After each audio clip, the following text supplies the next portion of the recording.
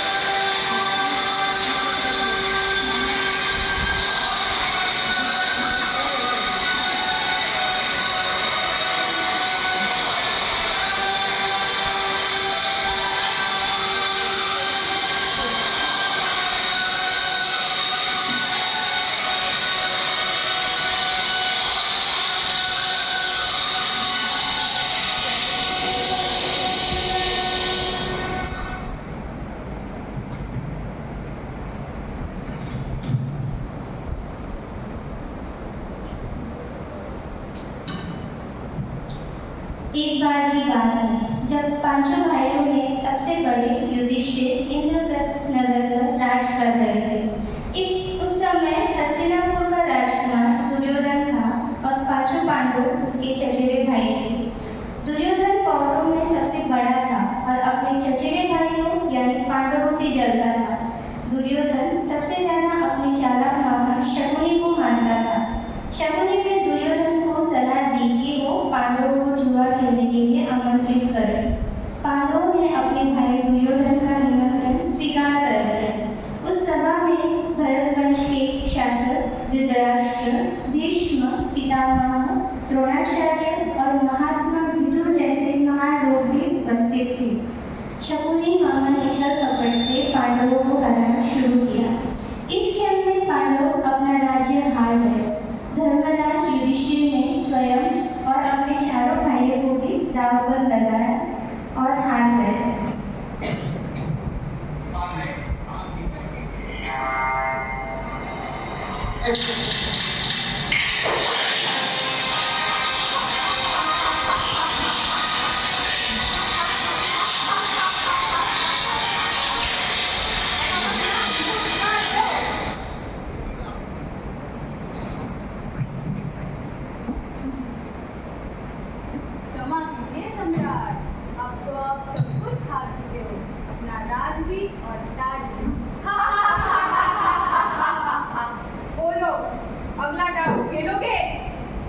मेरे पास देने के लिए कुछ भी शेष नहीं है।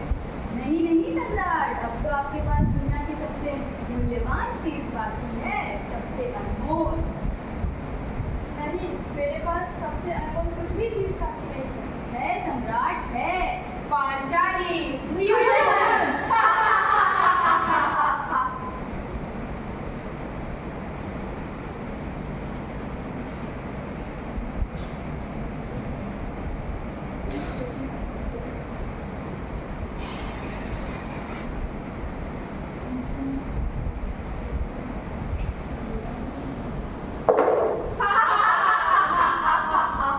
प्रतिहारी, जाओ और इस द्रौपदी दासी को लेके आओ उस राजसभा में। तो क्या महाराज?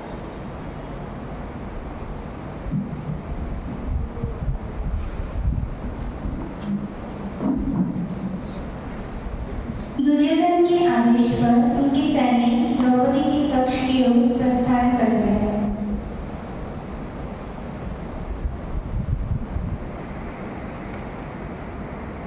तुम्हारी आपको शीघ्र ही राज्यसभा में उपस्थित होने का आदेश है। मुझे राज्यसभा में आने का आदेश है। मुझे आदेश देने का हक सिर्फ मेरे पतियों को और किसी को नहीं। वो क्या यह भूल गए कि मैं पांडवों की पत्नी हूँ? क्षमा करें महारानी, किंतु आप इस समय केवल युद्ध में हारी हुई एक वस्तु हैं। युद्ध में हारी हुई वस्तु? मैं कोई वस्तु नहीं हूँ जिसका स्वामी ऐसा बदलता है। मैं एक स्त्री हूँ, स्त्री। वो इसीलिए महारानी क्योंकि सम्राट युधिष्ठिर युद्ध सभा में अपना सब कुछ हार चुके हैं। अपना धन, संपत्ति, अपने अनुज, यहाँ तक कि उन्होंने अपने आप को भी दांव पे लगाया था और खुद को भी हार चुके हैं। पांचों पांडव दांव बन गए और उन्होंने मुझे भी दांव पे लगा दिया। ये युद्ध हो रहा था कि युद्ध हो रहा था? प्रतिहारी, जाओ जाके उनसे कह दो कि मैं सभा में नहीं प्रस्तुत होंगी। जो आ गया महारानी। द्रौपदी ने सभा में उपस्थित न होने का यह संदेश सैनिक द्वारा दुर्योधन तक पहुंचा है। नहीं आ सकती? उसकी इतनी हिम्मत? दुशासन, आज्ञा भ्राताश्री, जाओ और लेकर आओ उस द्रौपदी दासी को इस राजसभा में। अगर वो नहीं आना चाहती तो उसके बालों को पकड़कर घसीट के लेके आओ। जो आज्ञा भ्राताश्री।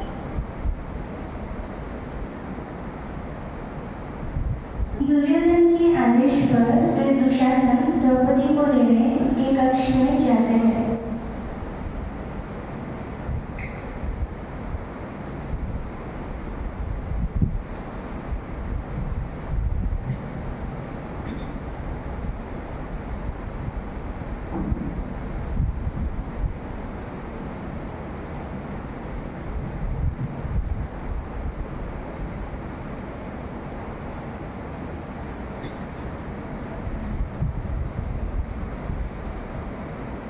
दुशासन, तुम्हें मेरे आज्ञा के बिना मेरे कक्ष में नहीं आना चाहिए था। आज्ञा लेकर? हा हा हा हा हा। तुम होते कौन हो?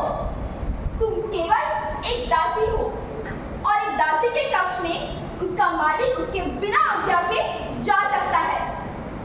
दुशासन, मैं तुम्हारी भाभी हूँ, भाभी। तुम मेरे छोटे देवर हो। तुम्हारी बड़ी माता की पत्नी हूँ मैं। तुम न मेरी माँ समान हो और न मेरी भाभी हो। तुम केवल एक दासी हो और कुछ भी नहीं। इतना निरादर, इतना अपमान क्यों दुशासन? जो दूसरों को आदर नहीं दे सकते, सम्मान नहीं दे सकते, उनके भाग्य में भी सिर्फ अपमान ही होता है। तुमने भी किसी का अपमान दूसरों के सामने किया था और आज तुम्हारा अपमान भरी सभा में दूसरों के सामने होगा। चल चल चल।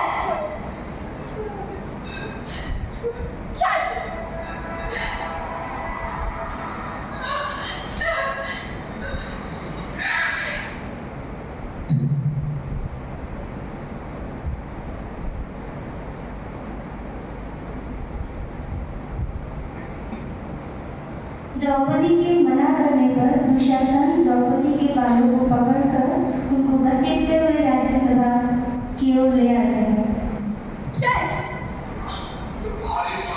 चल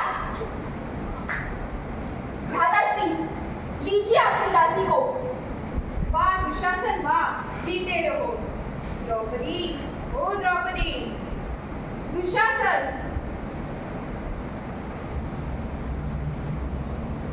तुम एक दासी हो, अपने मालिक की आज्ञा का पालन करो। उत्तर दो उन्हें।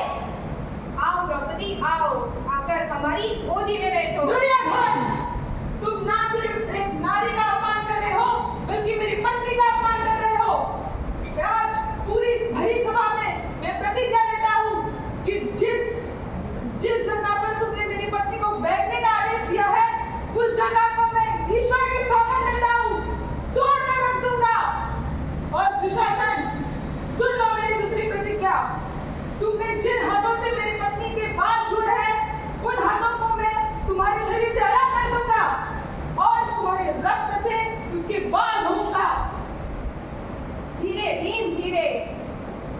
एक मालिक के सामने ऐसी बातें करना ऊंची हवा से आपको शोभा नहीं देता।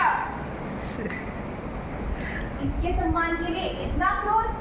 ये स्त्री सम्मान के योग्य नहीं है। 5 पुरुषों के साथ संबंध रखने वाली वैश्या होती है ऐसी स्त्रियां। देखो, अपने वस्त्रों को सम्मानने का नाटक कर रही है, निर्लज्ज कहीं की। द्रौपदी, तुम अब दासी बन गई हो, दासी।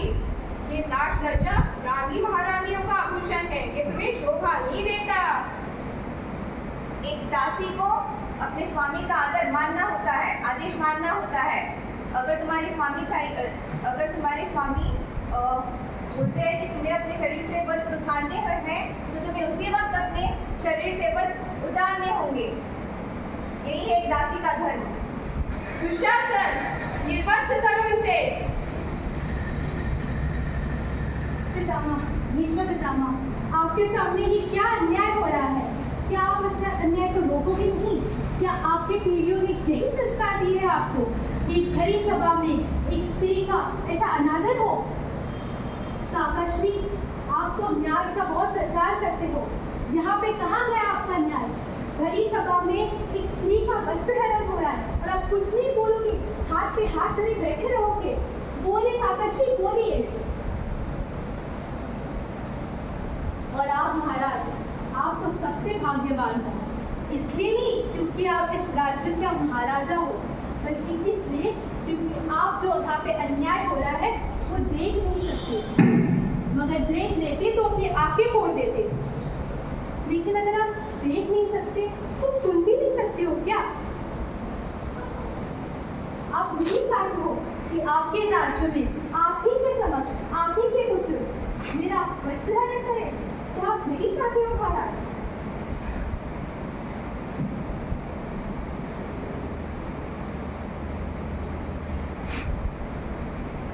और तुम भी कुछ नहीं बोलोगे? तुम भी इन पापियों का साथ देख के कौन सा धर्म निभा रहे हो? मेरी नाच की इज्जत रखने का तुम लोगों ने शादी के वक्त कसम खाई थी, उसका क्या हुआ? कोई यहाँ पे बड़ा महारथी है, तो कोई यहाँ पे बड़ा गद्दाधारी, तो कोई यहाँ पे बहुत बड़ा धनुर्धर है। पर अभी कोई कुछ नहीं बोल रहा है। बोलोगे भी कैसे?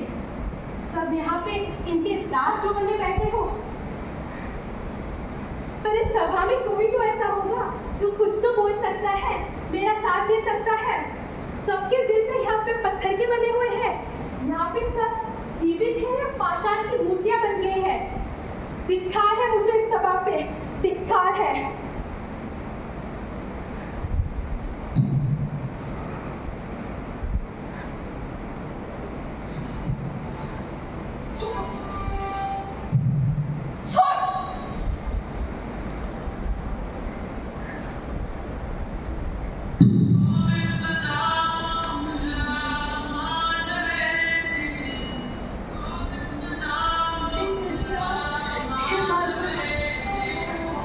Oh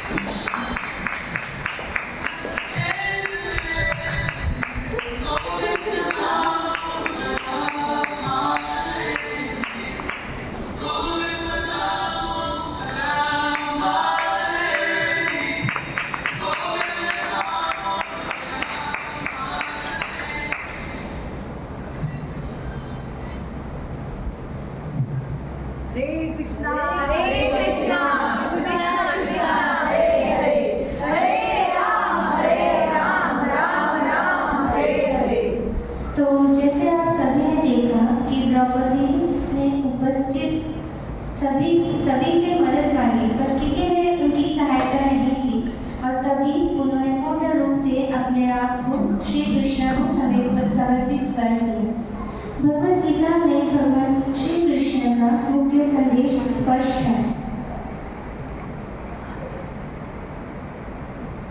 सर्वधर्मान् परित्यज्य माम एकं शरणं व्रज अहं त्वां सर्वपापेभ्यो मोक्षयिष्यामि मा शुचः।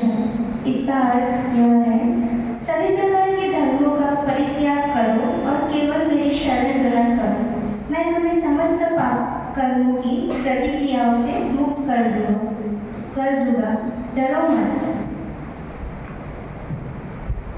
जिस तरह द्रौपदी को एहसास हो गया कि कोई भी उसकी सहायता नहीं करेगा, तो उसने तुरंत ही श्री कृष्ण जी की पूर्ण रूप से शरणागति ले ली। उसी तरह हमें भी श्री कृष्ण पर और उनके भक्तों पर पूर्ण तरह से निर्भर होना चाहिए। हरे कृष्ण। हरे